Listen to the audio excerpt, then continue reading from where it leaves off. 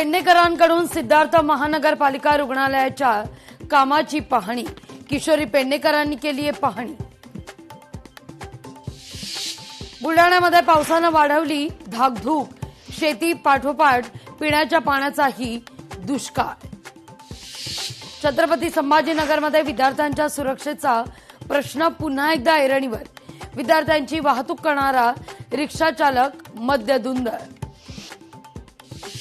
यवतमाळमध्ये पाऊस गायब, लोडशेडिंग वाढलं, शेतकऱ्यांसमोर शेती वाचवण्याचं चॅलेंज। कोस्टर रोडच्या बोगद्यात गाडीला आग, कोस्टर रोडवरील वाहतूक ठप्प।